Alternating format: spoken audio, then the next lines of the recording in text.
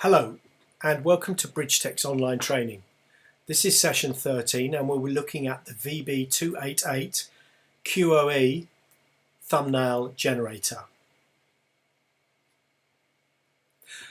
I'm afraid I'm going to have to apologise for the audio in the rest of this sequence because I had an audio recording problem during the actual live session.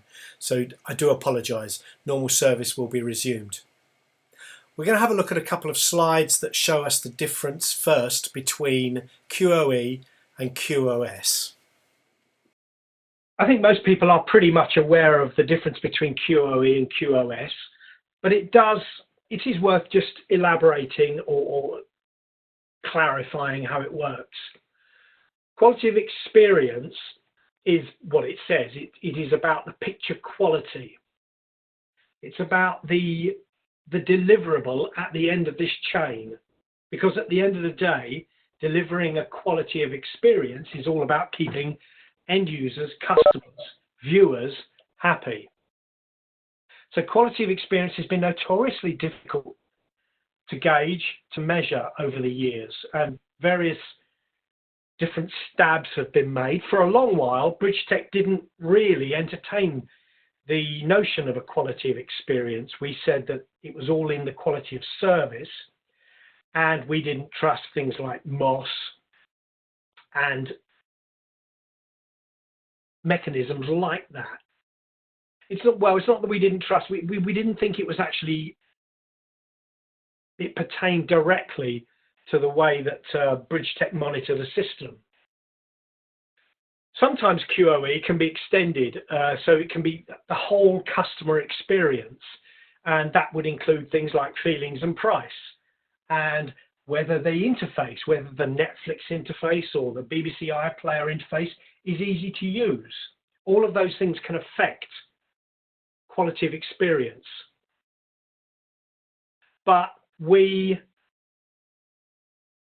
are concentrating at Bridgetech when we measure QoE on the quality of the picture and the audio. And I'll show you how we do that and the limitations that we have got. Some are reference-based and non-reference-based QoE. So things like Netflix's VMAF is reference-based because it references a database of video frames of known quality, and it uses those to compare the video that it's actually decoding to produce a VMAF score, and we'll look at VMAF scores in a minute. VMAF is really only applicable, well, it is only applicable to OTT delivery.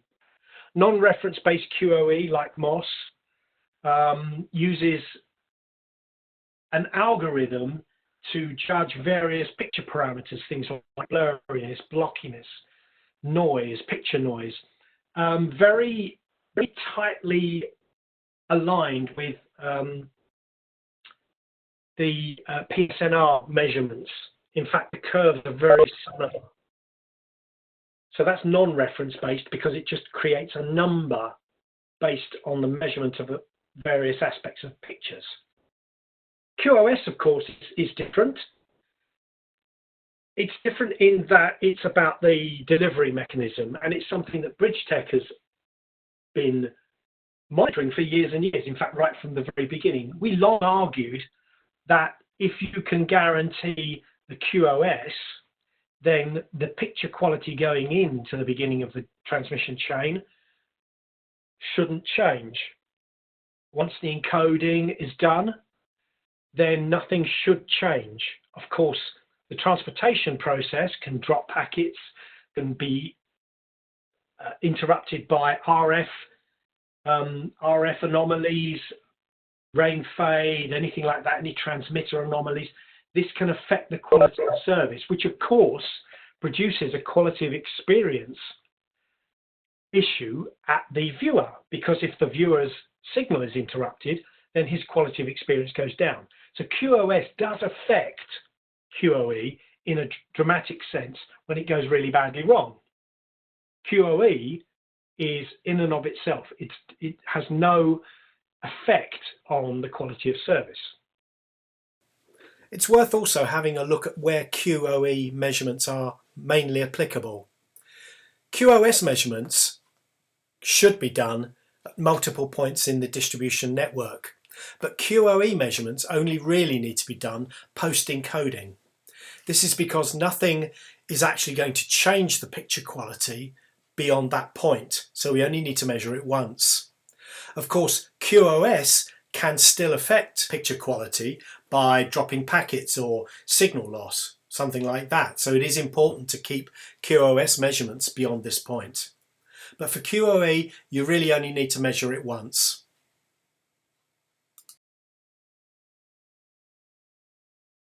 So QoE content quality should produce hard empirical QoE data.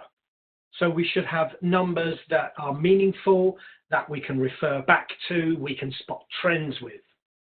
We can objectively monitor video and audio using MOS scoring and obviously things like audio silence and audio loudness.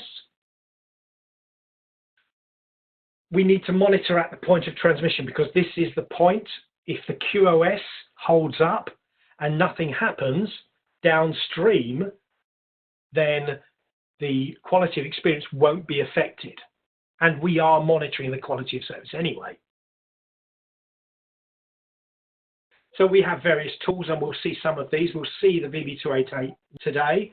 Later in this series, I think in about 3 or 4 weeks' time, we'll actually look at the remote data wall, which is a cousin, if you like, of the remote video wall. So because these are web-based tools, these tools are available anywhere in the network and outside the network. And these are based on hardware and software solutions, and the VB288 being the prime example. And we can use thumbnails in many different uses in the VBC and around the monitoring system. QoS, I think QoS, we probably all know about QoS intrinsically because we have been dealing with QoS since Bridgetech first started. And it's always been paramount in the way that we monitor a system. We look for things like concrete errors, like dropped packets, jitter, something we can measure, latency through a system. All of these provide numbers that we can use to generate reports, and we can also analyze to spot trends. So that's, in a nutshell, if you like, the difference between QoS and QoE. And the QoE tools have recently been expanded in the VB288. So let's have a look at the VB288. We'll start at the sort of config end, and then we'll move through to how to set it up and how to use it effectively. There is one point I will make. In fact, let's quit out of that for the moment.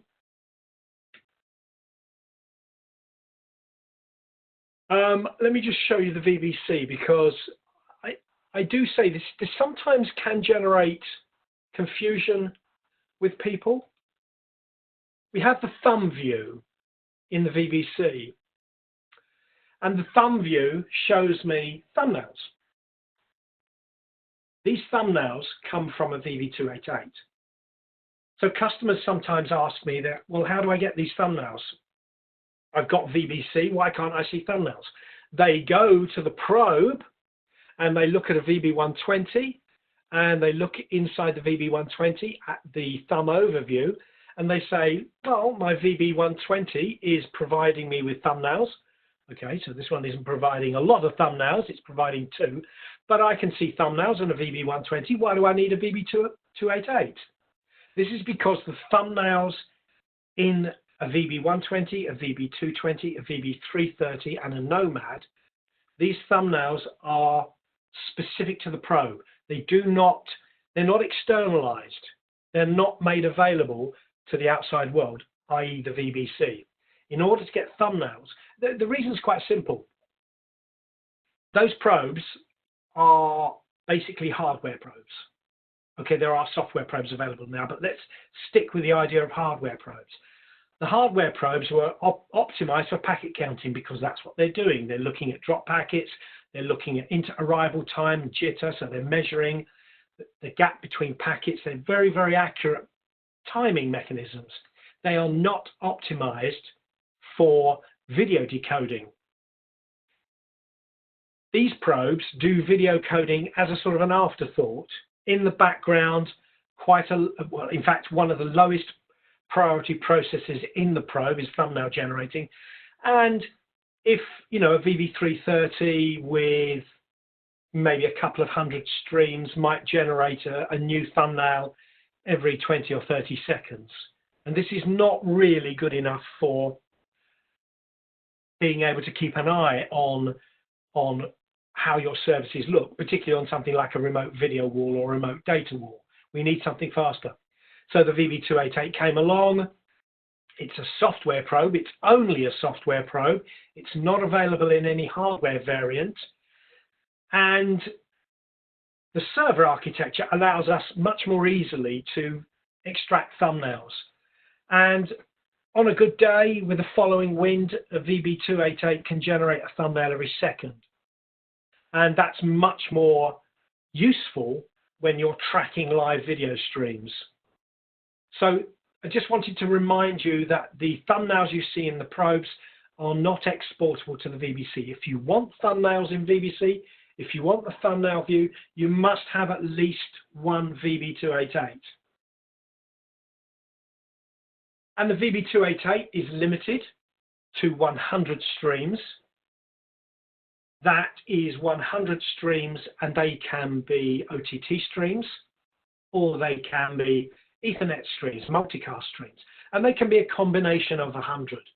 So I could have 80 multicast streams and 20 OTT streams. And that's how that works. So you're not restricted on OTT or multicast. You just choose to load the VB288 in the way that most suits your operation. And of course, when we see the thumbs over view on the VB288, for a start, we can see more alarms. We have audio alarms, we had scrambling alarms, we have freeze alarms, and we can see that these thumbnails are ticking over quite nicely. And we can see changes about every 1.5, 2 seconds maybe. So, and this is on a, these are just the, well, some of these are multicast and some of these are, in fact, OTT streams. So they're mixed and matched on that. We can make them small and get rid of the alarm information as it is, and we can pack more onto a screen. Remember, when you web browse directly to a probe, you have this little disclosure triangle which enables me to show the whole screen. So there, that would give me 100 thumbnails on there, or possibly not quite 100. I probably would actually. And we can actually show stream information as well. Default view is normal. I skipped over CPU usage. You can see that the VB288 has got, well, 24. If they're not, it doesn't have 24 CPUs. This is, of course, how they're allocated in the software probe. And you can check how the VB288 is working. You can plot graphs if you want. The probes have exactly the same mechanism, so you've probably already seen this. So we could look at the MOS scores. Let's just pick, I'm not even sure how many of these are actually being MOS scored. So we could plot a chart. No, there's no, we're not actually extracting MOS data for Al Jazeera. Let's just pick something else at random. Okay, so you can see that this graph, which is not exportable like all of these graphs that you see on the VBC and probes, these graphs are not exportable anywhere, and they're not persistent either. If you stop them, then the graph has to be redrawn again, and you can use this mechanism here to go make the graph wider or narrower, and you can scoot up and down if you had this running for an hour or so. So our MOS scoring is sort of about 4.2, averaging about 4.2 there on this particular stream NRK1. Right, I'm just going to do what I always do, or I have been doing recently anyway, and that's to remind you that it's a good idea to, before you go to any maintenance work or before you start to experiment with settings, maybe adding some new streams and seeing how they behave, before you do that, it's a good idea to download the configuration file, save it offline to your computer, so that should you need to go back to the state where you started before you messed it all up, experimented, sorry, you can just reload that file very simply. Choose the file, there it is, and away it goes. It's as quick as that. So that's now in my downloads folder, so I can now do some changes, securing the knowledge that I can go back to its original starting configuration. While we're here, we can upgrade. Oh, what I do need to tell you, I haven't told you, is this is actually a 5.6. So this is the latest software. Now, I'm still not entirely clear whether this has been released yet. I don't think it has. I think the whole business with coronavirus has thrown the release cycle into a little bit of confusion.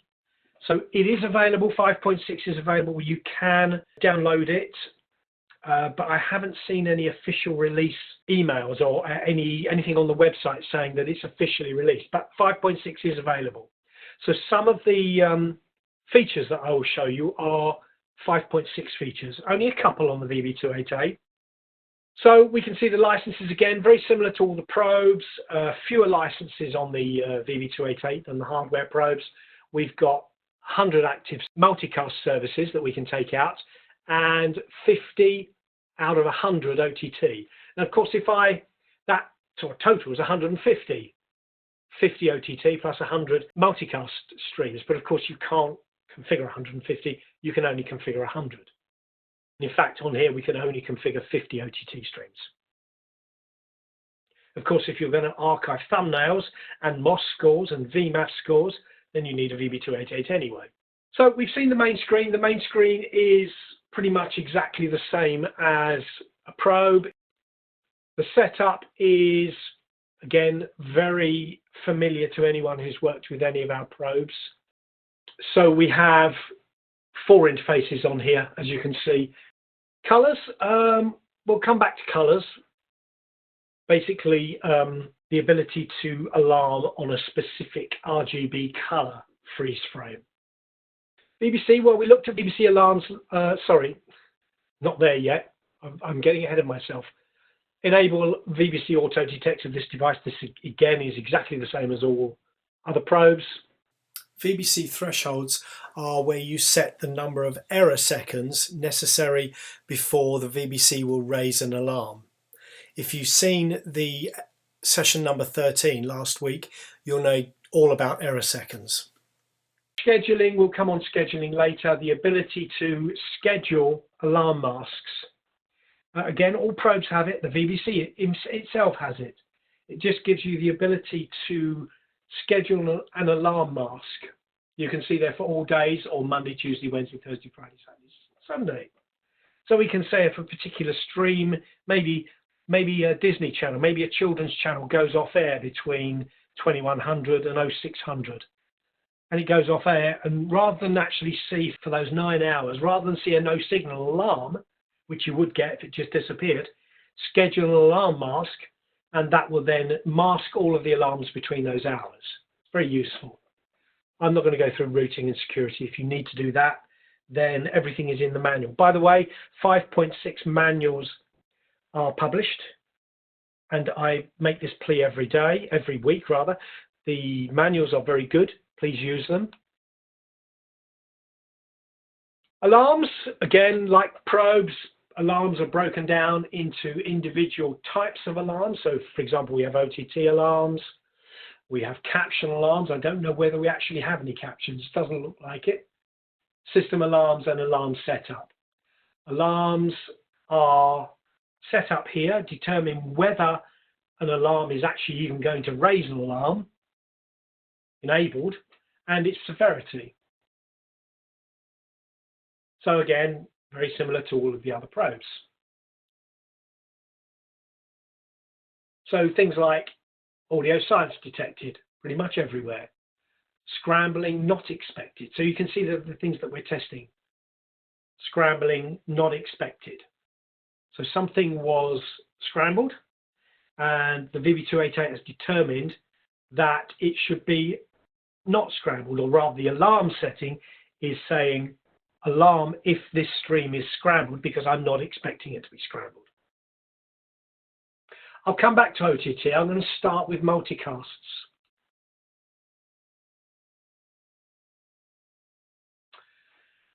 So we have a range of multicasts here, not that many. If we look at streams, we can add streams in exactly the same way as any other probe. We can add another one.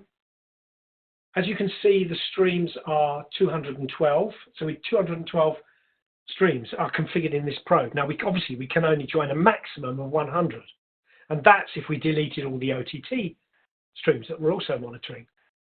So obviously, you can load the probe with as many streams as you like. I think 500 is the limit. But you can only join a maximum of 100. And you can see the ones that are joined because I've clicked on the join column and all of the joined multicasts go to the top. If I clicked on the name column, then it would sort alphabetically. Again, to get the join, click on join, and there we are. So we can sort on any of those columns. Very useful tool. If I wanted to find a particular stream, ZAD, again, use that. Again, it's exactly the same as all the other probes, but it's worth reminding people that it's there because it's a very useful little tool that. All of the BBC channels, they're there.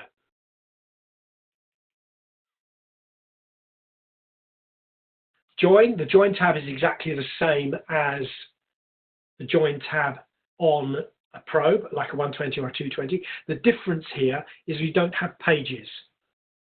On a VB120 or a 330 or a 220, there are pages, 20 or 50. And you can specify which page multicasts go on. We don't have that facility here. It's just either joined or not joined. I'm not going to talk about session announcement protocol, but that's there. If you need to know about that, then talk to me separately. But we do support SAP. Content thresholds. Okay, so we have two different sorts of thresholds. We have the content thresholds. These are going to determine whether a stream is in error. Now, let's just look at one of these. I'll pick one of the ones that aren't joined. It's quite complicated. It's quite a lot of alarm scenarios going on here. We can choose to extract all services. So if this is a MPTS, so it's a multi-program transport stream, and you've got multiple services inside that stream, and you need to check them all, then you have to enable extract all services. And this will then extract all the different services inside a TS and then analyze them all separately and provide a thumbnail for them all separately as well. If you don't do that, then it will pick the first service and generate a thumbnail for that, and then generate freeze frame alarms, audio alarms, but only for that single service, the first service in the stream. So we put that on. Of course, not every stream you're going to be analyzing is an MPTS anyway. Many of them will be SPTSs, in which case you don't have to bother. But that's the difference between this content threshold and a service threshold. I'll explain that a little bit more in a moment. So I'm going to go down these very quickly. Scrambling, error if not scrambled, and error if scrambled. So this is what we saw earlier. We saw that error, scrambling not expected. So that would be an error if it is scrambled. In other words, we're saying this stream shouldn't be scrambled. It should be in the clear. Generate an error if it suddenly becomes scrambled. And you can do that with the PES header or the control bit, or both. How many seconds before the alarm was raised? 40 seconds.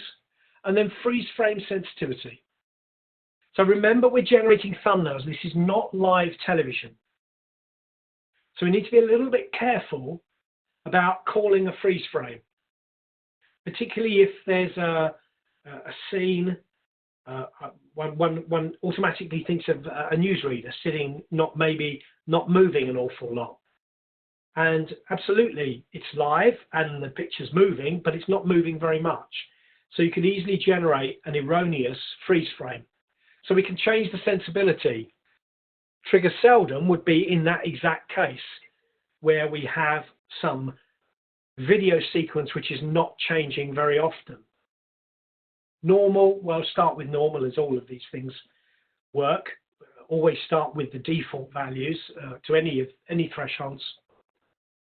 And trigger often, so something like a football match maybe, or some fast moving theatrical cinema, anything like that, where there's a lot of movement, then you can afford to trigger more often. Now, you can see that freeze frame error timeout is gauged in minutes, not seconds anymore, but minutes. So the minimum is a minute. You're not going to see any errors in less than a minute. But just bear that in mind as well. Color freeze. So when we saw those colors, and there were 3 entries in that table that showed colors, and I said RGB colors, this is where that is triggered. So disabled, or again, sensitive, normal, or less sensitive. Less sensitive, normal, more sensitive. And the probe will look at the frame of video. And if the color detected is within a certain range of the RGB color you defined in the colors tab in the setup screen, an alarm will be triggered. Now the sensitivity, how close the probe gets to the actual color, is determined by being more or less sensitive in this setting. Many receivers, IRDs, can output a still frame of a block of color to show that they are not receiving anything. And so that it would be very useful. This would be very useful for detecting that sort of error on an IRD or some other feed which froze in that way. Seconds this time, not minutes, but seconds.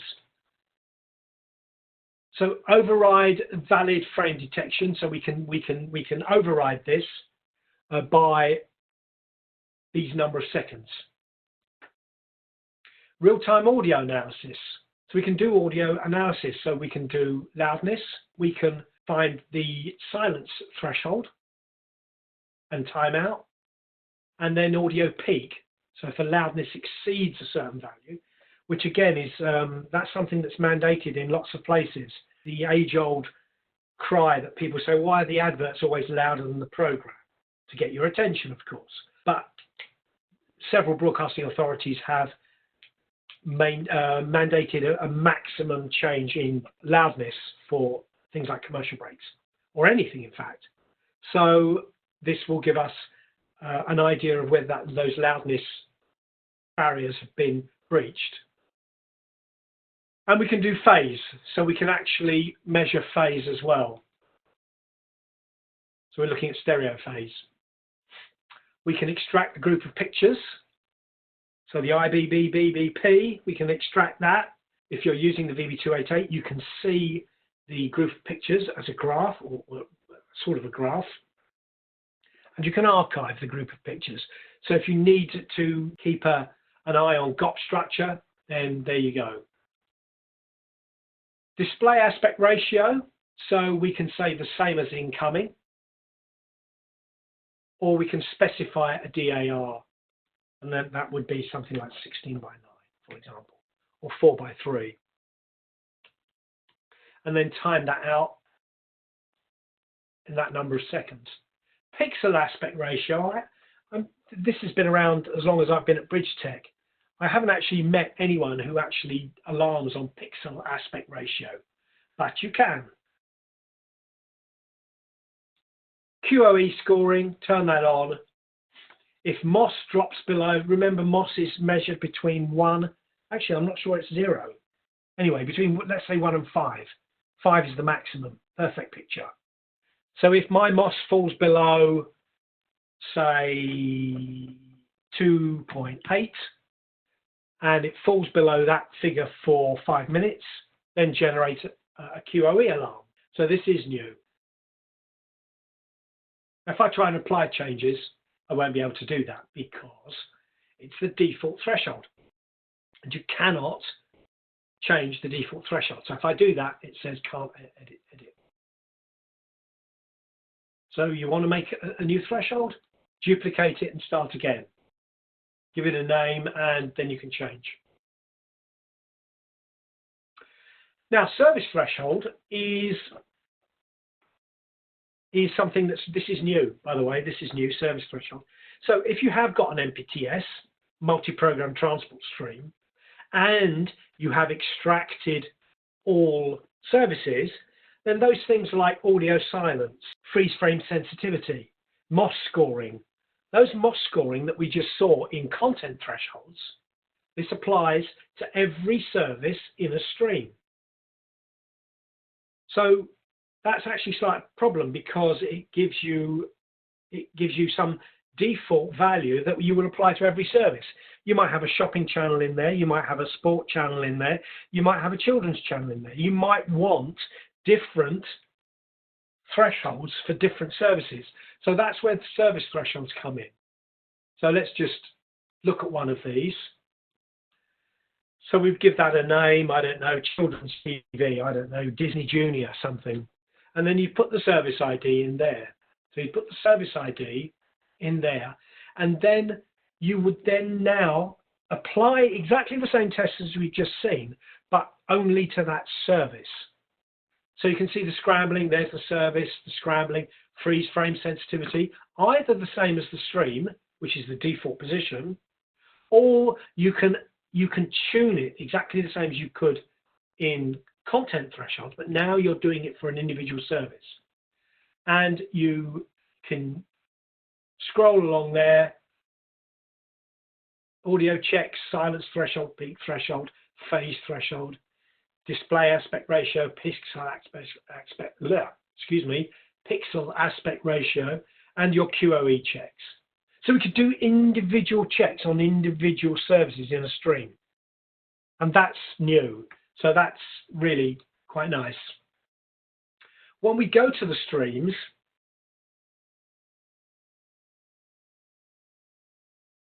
then we can add these, change the content thresholds, the service thresholds.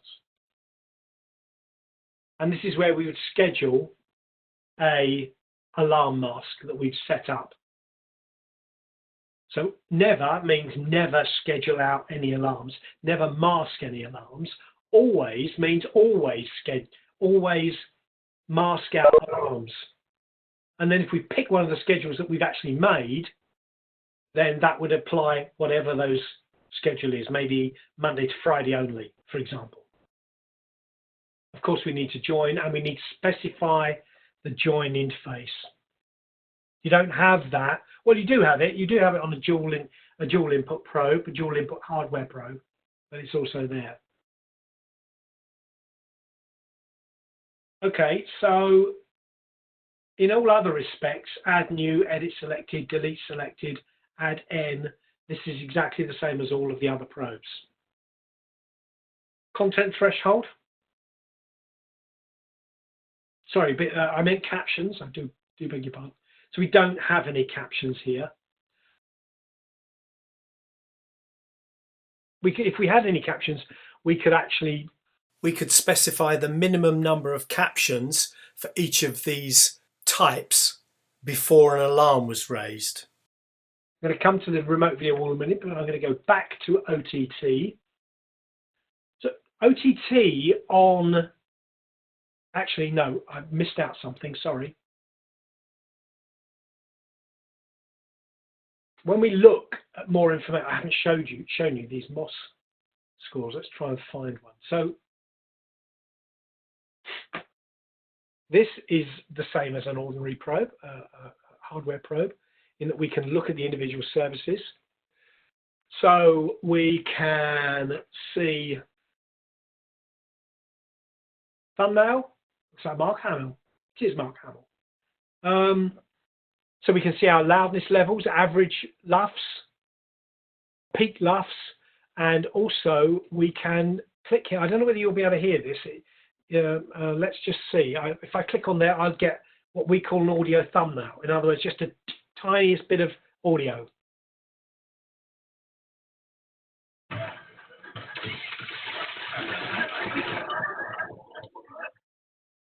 I said tiniest.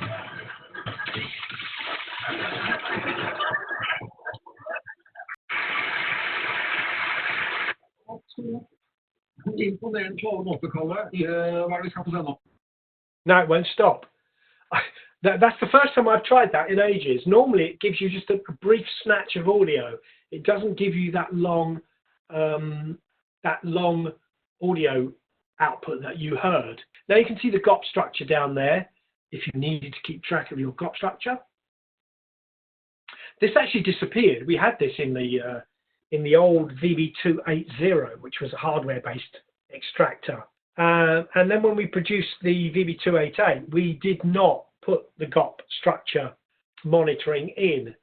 And many users said no, they found their end users, their customers, found it very useful. So we put it back in again. You can see we have some errors down here. Well, status, obviously test disabled, audio too loud, as is the same with all probes. The disabled test always is grey. And the others, there are no errors at the moment. So if we look at the video information, okay, so this is what I want to show you. We are doing MOS scoring on here, and this is where you can see all of this information is the same as the probe. You know, things like the video bit rate, the video PID number. Now we have these additional parameters: blockiness, blurriness, noisiness, brightness, and contrast. And that is constantly measuring each of the thumbnails as it comes in for these parameters. And then those parameters are then analyzed. And an overall MOS score is calculated. And this MOS score, as you can see here, is about 4.1. This is our overall MOS score. That's it, pretty much. It will alarm if it falls below a certain value. Archive this number over time. But that is it. There are your MOS scores. Now remember, of course, now we've done presentation after presentation on this.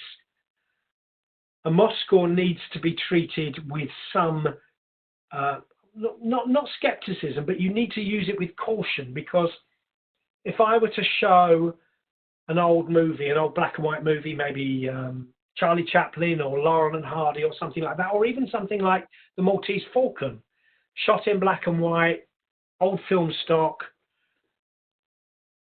things like noise are going to come up very high, blurriness might well come up high as well on some of these older movies. That might give you an overall very low MOS score. That might even trigger an alarm. But that doesn't say anything about the value of that movie. It doesn't tell you anything about the watchability of that film. What is very useful is being able to archive this, and when we talk about the archive server in a couple of weeks, this will become more apparent. But being able to archive it does give you some useful indications on trends. Okay, so that's looking at the multicasts that we're looking at. Okay, now we go to OTT. In addition to MOS scoring on OTT streams, we also have another tool available. It's called VMAF, and it is specifically for OTT profile analysis. It's an open source tool developed by Netflix. It's actually a toolkit rather than a single tool, a bit like MPEG. VMAF gives an operator the ability to monitor the relative qualities of the profiles. So if we've got, let's just pick Nordland. Let's pick this one, Nordland Arcana. 6 profiles. What VMAF will allow us to do is to compare the relative quality of those 6 profiles, assuming they're all video. And it will automatically give the highest score of 100%, or automatically give the highest score to the highest resolution bitrate profile. So basically profile 0. And then it will measure all of the subsequent profiles, 1, 2, 3, 4, 5, and compare them with profile 0 and give them a rating as a percentage. So profile 0 scores 100% by default, and then profile 1 might score 91, 97, something like that. Again, the number itself doesn't mean an awful lot. 97%, what does that actually mean? Well, not really much. But what it can give you the ability to spot trends. If profile 1 is going along at 92% and it suddenly drops down to 87 or 80, then something's happened to that profile. And it might be something as simple as encoder config. The multi-stream encoder, the way it's encoding profile 1 may have changed. So again, that gives you a comparative measurement, but the numbers themselves don't mean much.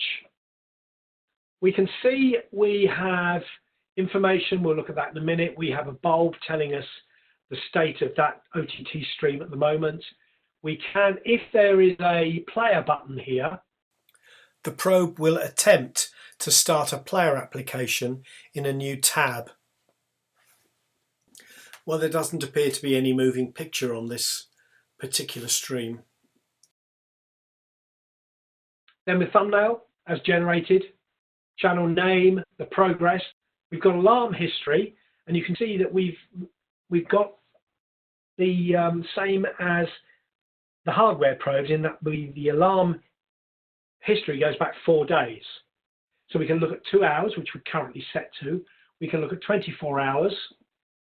And we can look at 4 days.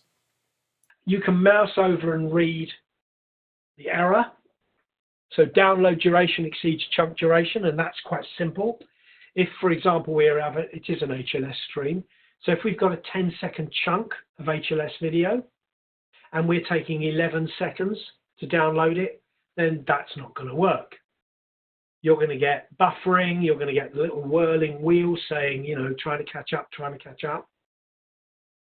So the actual download time is taking longer than the chunk actually plays for. And that's never going to work. The warning is set, well, you can set that where you want, but typically it's set at about 8 seconds or 80%. So a 10-second chunk, if it's taking 8 seconds to download, it's working. You're still going to get it, but it's pretty close to the edge, so you might need to know about that.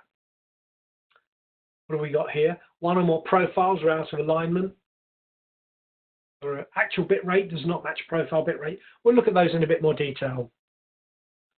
As common with all of our OTT probes or OTT analysis, we support HLS, HDS, Dash, and smooth streaming. In version 5.6 software, the VB288 supports some additional decryption options.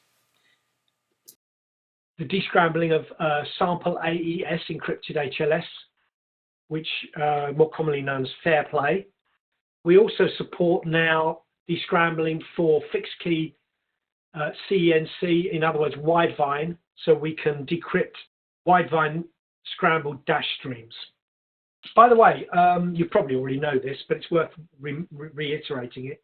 If you have any customers out there who have any specific requirements for descrambling, then please let us know, because we're eager to implement more descrambling.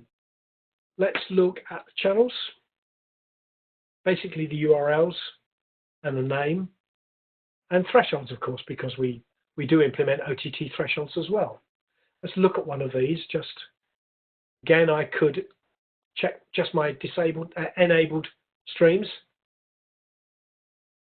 So let me edit one of them here. So we have to enable it. We have to give it a round time. In other words, how many seconds between chunk downloads? If we've got a 10-second chunk length, it doesn't make any sense to make a round time of anything under 10 seconds, because that would run the risk of downloading the same chunk more than once. In fact, I think the default value is 15. Smooth stream chunks are 2 seconds, so you'd want to set that. If you need to download every chunk, and it's by no means a given that you do need to, then you would need to set that at a lower rate. Threshold. Active testing enables many of the features that we've seen up to this point. It's an option, so it's a license option. Check out the manual if you want to see exactly what it does, because it covers the whole range of features. There's the manifest URL. I should have picked an HLS because it's the one I'm most familiar with. So we put the URL of the HLS manifest N3U8. And then if we do want a player, this is where the URL for the player goes. So this will actually, if the user puts a URL in there, then that will start the player application, and that player application will go to the stream at this address. Smooth streaming target chunk, that's just normally 1. Availability mode, it tells you there. Don't download the chunks, just ask the origin server or the CDN or whatever server you happen to be addressing, have you got the chunk? Is this particular file, this 10-second chunk, is it on your server? And the server will reply yes or no. It will not attempt to download those files. No VMAF recording, no VMAF analysis, no thumbnails, nothing like that at all. All we're checking is that they're there. Of course, this generates a lot less traffic in the network because I'm not actually downloading the video and audio file. If this is RTMP and RTMP live, we just need to tick those boxes there. This is new. Monitor the master profile only. HLS, it's possible that if the hosting server generates a unique session for every master manifest, then the probe will end up downloading multiple master manifest files. So if that's the case and that's how the server operates, if you tick that box, you will only download it once. If the profile gets into an error, or if there's an error or a timeout, then the master manifest will get downloaded again, but only in those circumstances. DRM, if we're looking at VCAS and the Widevine stuff, that goes in here. Advanced manifests, I've never really used this.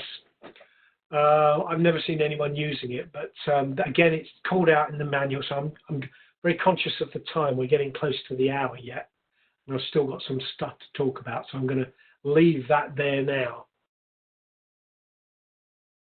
So the OTT engine, if we have no activity after a certain amount of time, then the connection gets reset. Thresholds, let's just look at one of these. MOS alarming is possible on OTT thumbs. Remember, of course, that the difference between the VB288 multicast stream is you're getting a thumbnail every 1 to 1.5 seconds. If you're downloading a HLS stream with a 10-second chunk length, you are only seeing one still frame every 10 seconds. So that is a limitation in OTT. We're not decoding the entire chunk of video. We're just downloading the first frame. So MOS scoring will be even less indicative of the overall state of the stream. VMAF scoring we'll look at the minute. So we've got freeze frame, timeout, color freeze, and all those other good things that we saw in the multicasts. And our active testing for our download speed. Again, you can read that there, and it tells you that if the download time divided by the chunk length is greater than or equal to the error threshold as a percentage. So in other words, for a 10-second chunk, we've got 100%. So if the download time exceeds 100% of 10 seconds, which is 10 seconds, then we'll generate an error. The warning is 80%, so in other words, if a 10-second chunk takes 8 seconds to download, we'll generate a warning. Actual bit rate, if the actual bit rate, because remember we measure the bit rate of every chunk downloaded, and we look at the stream manifest to see what the profiles are actually sending. If the profile is indicating that we should be sending something at 2.3 megabits per second, and we're actually sending 1.5 megabits per second, then we can generate an alarm. It's actually 50%, so it's not, that wouldn't generate an alarm because it needs to be 50% of 2.3, 11.5. 1.15 megabits per second would generate an error. And if it exceeds the bit rate, so 2.3, if it exceeds it by 200%, so 2.3, that would be 4.6, then that would generate a maximum bit rate error. And again, you can see this is user definable.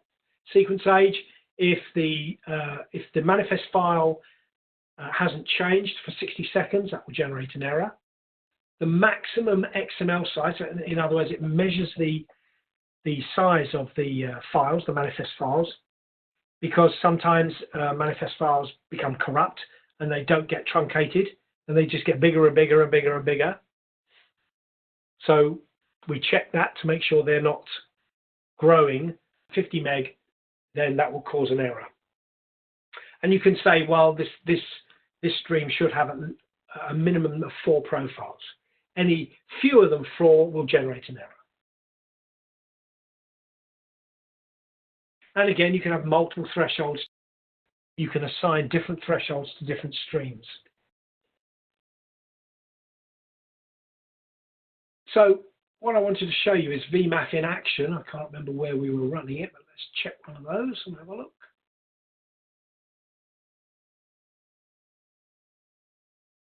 Okay, so there's our thumbnail. We can see our MOS scoring here for the particular profile. We're auto selected, but I could pick a specific profile, look at that profile, and the video information will come up after it starts to analyze this. Remember, 10-second chunks. So we would see a MOS score there. If we're looking at alignment, so profile 0 automatically has a VMAF score of 100. Profile 1 is giving me an average of, well, I don't know whether it's an average or not, but it's currently giving me 99.88, which is pretty close to 100. Profile 2 is giving me 99.59. Profile 3, 92.87. So profile 1 and 2 are very, very, very similar. Maybe commercially, I'd want to look at that over a bit of time and say, do I really need profile 1 and 2? They don't really look that much different. You can see the resolution here, 1280, 720, 960, 540. So that could inform a commercial decision about the number of profiles. And remember, the VMAF score is archived in the archive server. So you can keep track of these over time and see whether they change. So what we haven't looked at now is the remote video wall. Again, this is fairly simple, so I'm not going to spend an awful lot of time on it. We have 4 mosaics, A, B, C, and D. And mosaic A is a 4x4 grid, and they're all 4x4 grids. Now we can have, let's have a look and see if we can see this. Preview it. So I can click on preview and see what we have. So we have one thumbnail and the rest are widgets. Let's look at mosaic B. We've got a few more thumbnails here. So we can preview them. We've got widgets. I'm not going to talk about widgets because you probably already know about widgets. So we can change these any way we want. So we could say that's a 2x2. So in other words, that this multicast, NRK1HD, occupies 1, 2, 3, 4 of the normal sized frames, and it's become a super frame. We actually click on it, we can actually see that now. You can see that 2x2 grid on the top left showing us that. So we've got a clock, we've got a couple of single frame videos down here, we've got an alarm, penalty box at the top right, we've even got a data miner widget showing us whether we've got any data miner errors. This is how the remote video walls are accessed, by going to the IP address of the URL is basically the IP address of the VB288 with this qualifier RVW / m equals 2. And if I change that to m equals 3, then we go to the third.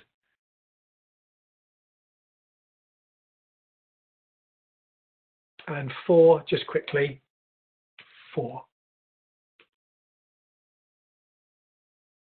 Now, this remains a standard feature of the VB288. It's not going to change. It will still be 4 remote video walls with a 4x4 grid. So that means, it means that the maximum number of thumbnails that you can display on Mosaic A, B, C, and D is 64.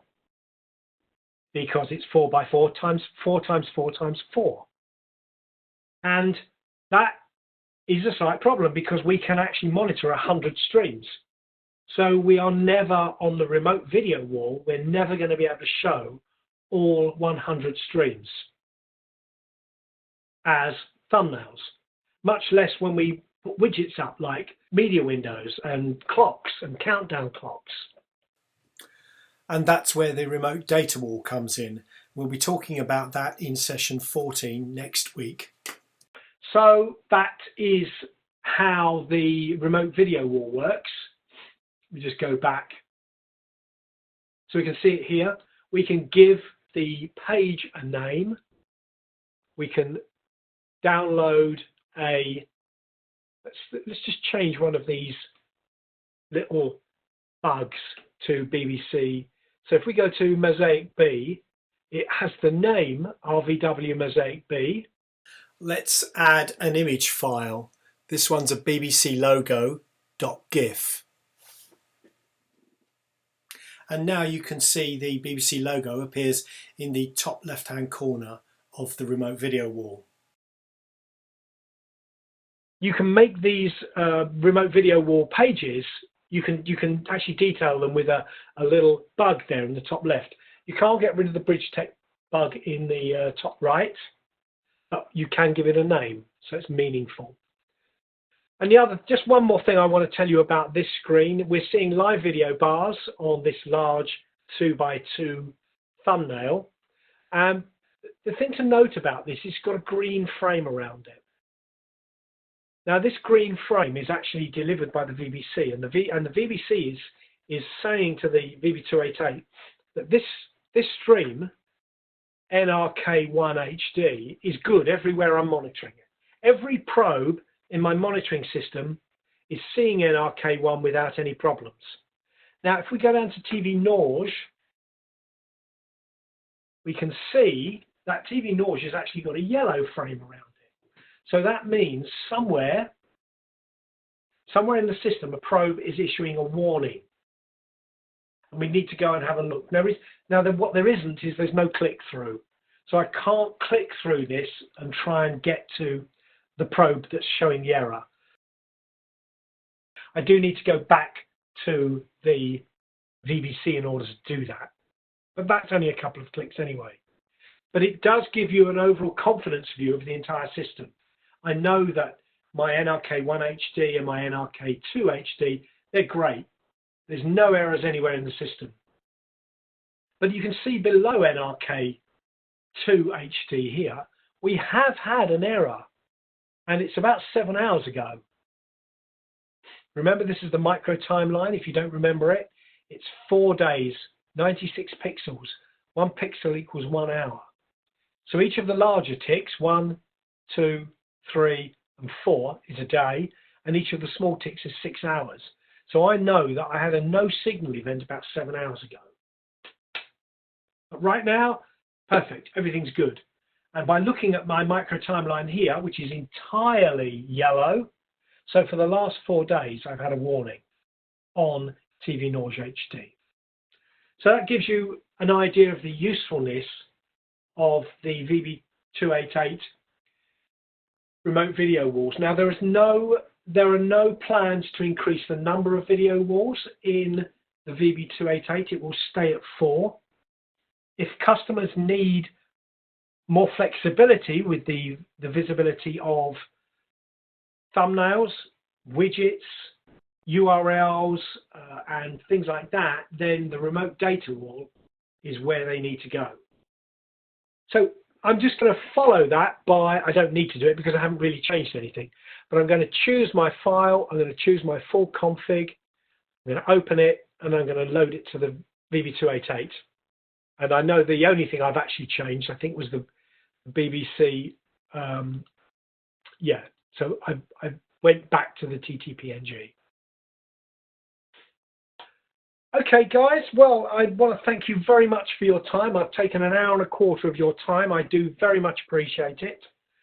I'm going to wind this down now and stop recording shortly.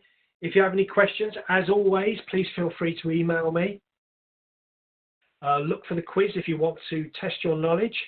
And I look forward to seeing you at another of my live online training sessions.